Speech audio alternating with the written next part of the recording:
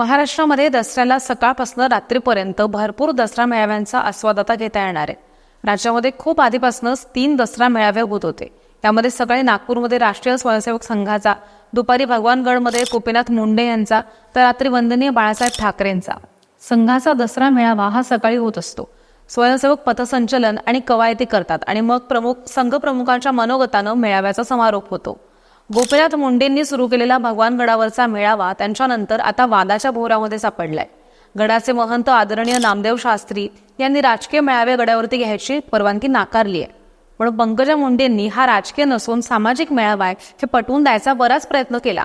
पण शेवटी भगवान बाबांचं दर्शन सगळ्यांनी घ्यावं, ते सगळ्यांचेच आहेत, पण राजकीय मेळावे इथे होणार नाहीत अशी घोषणा शास्त्रीजींनी केली आहे. भगवान बाबांचं जन्मगाव असलेल्या सावरगाव घाटमध्ये पंकजा मुंडेंनी मेळाव्याचं आयोजन केलंय. मागच्या वर्षी पंकजा मुंडेंची राजकीय समीकरणं ही वेगळ्या धाटणीची होती.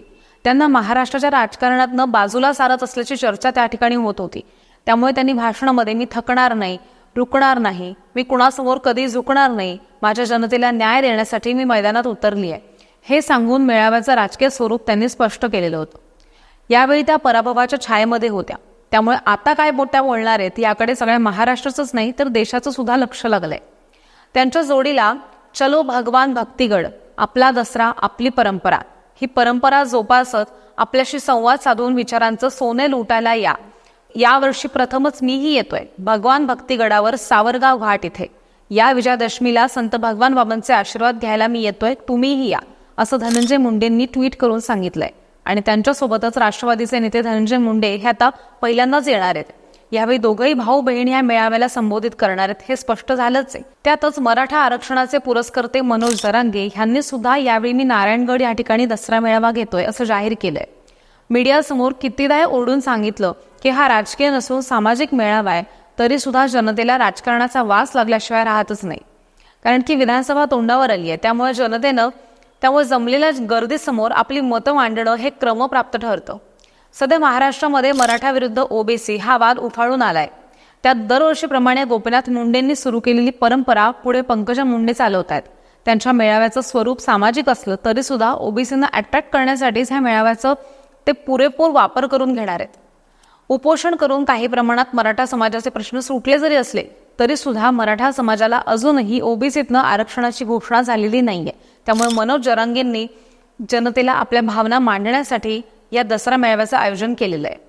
यामध्ये सरकारनं अपुऱ्या ठेवलेल्या मागण्यांवरती ते काय बोलणार आहेत, आरक्षणाची दिशा ठरवणार आहेत की महाराष्ट्रामध्ये पेटलेलं ओबीसी विरुद्ध मराठा याबद्दल समोपचाराची भूमिका ते घेणार आहेत, हे अजूनही स्पष्ट नाहीये. सध्या संपूर्ण महाराष्ट्रामध्ये पेटलेल्या ह्या वातावरणाचा केंद्रबिंदू म्हणून बीड जिल्ह्याकडे पाहिलं जातं. मराठा आरक्षणाच्या आंदोलनाच्या वेळेला महाराष्ट्रातील पहिली जाळपोळ ही याच शहरात झालेली होती आणि त्यानंतर आज सुद्धा इथल्या जातींमधल्या तणावाचं वातावरण हे घातक ठरतंय. शरद पवारांनी सुद्धा एबीपी माझाला दिलेल्या एका मुलाखतीमध्ये दिलेल्या माहितीनुसार इतका टोकाचा वाद मी ह्याआधी पाहिलेला नव्हता. सध्या हा वाद इतका टोकाला गेलाय की ओबीसींच्या हॉटेलमध्ये मराठा समाज चहा द्यायला सुद्धा जात नाही असं चित्र या ठिकाणी दिसतंय. महाराष्ट्राचं पुरोगामित्व धोक्यात आलेलं आहे. सगळ्यांनी राजकारण बाजूला सारून ह्या मुद्द्याकडे लक्ष द्यायला पाहिजे.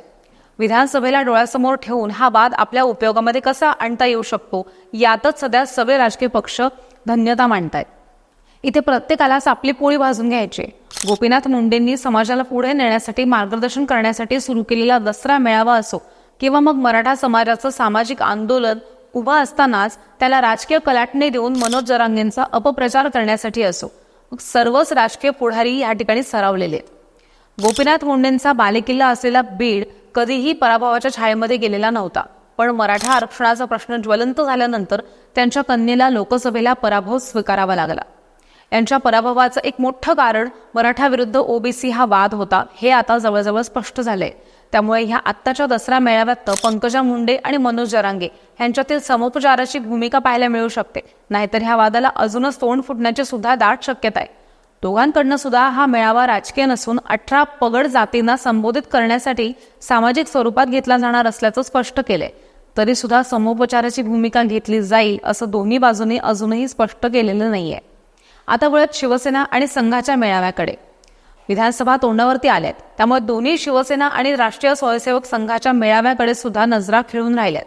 कारण की लोकसभेमध्ये बसलेल्या फटक्यानंतर भाजपासाठी तारणहार म्हणून आता संघच पुढे आलेला आहे. संघाची नाराजी ही भाजपला भोगावी लागली, पण संघाचा आशीर्वाद हरियाणा तसंच इतर राज्यामध्ये भाजपला मिळालाय. त्यानंतर भाजपला यश प्राप्त करण्यासाठी फारशी धडपड करावी लागणार नाहीये. महाराष्ट्रामध्ये सुद्धा संघाचा आशीर्वाद उपयोगी ठरेल अशाच चर्चा राजकीय विश्लेषकांतर्फे होताना दिसत आहेत. म्हणूनच संघाचा ह्या वर्षीचा मेळावा महाराष्ट्र भाजपसाठी तसंच महायुतीसाठी उपयोगी असणार आहे. शिंदे गटामध्ये पडलेल्या फुटीनंतर एकनाथ शिंदेंनी आपला वेगळा मेळावा घेण्याची प्रथा सुरू केली आहे. शिवसेनेची पुढची दिशा, हिंदुत्वासाठी किंवा महाराष्ट्राच्या विकासासाठी केलेलं काम तसंच इथनं पुढं देण्यात येणारी आश्वासनं हे सगळे मुद्दे विधानसभेमध्ये बहुमत मिळवण्यासाठी उपयोगी असणार आहेत. तर महाविकास आघाडीचे प्रमुख नेते उद्धव ठाकरेंच्या मेळाव्यामध्ये सुद्धा नवीन कुठल्या आश्वासनं मिळतील, सोबतच सध्या होणाऱ्या चर्चेला म्हणजेच ठाकरे गटानं सोडलेलं हिंदुत्वाच्या चर्चांना पूर्णविराम देण्यासाठी उद्धव ठाकरे काय बोलणार आहेत याकडे सुद्धा सगळ्यांच्याच नजरा खिळून आहेत. राजकीय आणि सामाजिक ह्या दोन्ही बाबींकडे पूर्णतः दुर्लक्ष करून राजकीय पक्ष आपलं राजकारण करण्यामध्ये महाराष्ट्राला एव्हाना महाराष्ट्रातील जनतेला खेळवून ठेवतात आणि ह्याला राजकारण असं गोंडस नाव देऊन आपली पोळी भाजतात. पण महाराष्ट्रामध्ये वाढलेल्या जातीय वितोष्टेला आळा बसावा यासाठी कोणीही प्रयत्न करत नाहीत. उलट ह्याचा फायदा कसा होईल ह्याकडे सगळ्याच राजकीय पक्षांचं लक्ष असतं. आतापर्यंत हिंदू विरुद्ध मुसलमान असा वाद पेटवून बरेच लोक सत्तेत आलेत. हा मुद्दा लोकसभेसाठी उपयोगी असतो, पण महाराष्ट्रातील राजकारणाचा विचार केला तर इथे धर्मापेक्षा सुद्धा जातीला जास्त महत्त्व दिलं जातं. त्यामुळे आता जातीय सलोखा टिकवण्याची गरज आहे. जातीमध्ये झालेले विसंवाद मिटवण्यासाठी जो पुढे येईल त्यालाच भविष्यात महाराष्ट्रातील जनता डोक्यावरती घेईल असं सुद्धा सामाजिक कार्यकर्त्यांचं म्हणणं आहे. आता ह्या पुस्तकातील गोष्टी कधी सत्यात उतरतात ते पाहणं सुद्धा महत्त्वाचं ठरणार आहे. शिवसेनेच्या दोन्ही मेळाव्याला गर्दी जमा व्हावी लागते, तर सावरगाव घाट आणि नारायणगड इथली गर्दी आपोआप जमा होते. ह्याला कारण अनेक असली तरी सुद्धा यातनं फलित काय निघणार आहे ह्याकडे सगळ्यांचं लक्ष आहे. राजकीय पक्षांचं उद्दिष्ट हे स्पष्ट असतं, पण आता होऊ घातलेल्या ह्या मेळाव्यांचे हेतू अजून तरी अस्पष्टच आहेत. हे मेळावे जातीय सलोखे राखू शकतात की वेगळंच समीकरण पाहायला मिळू शकतं?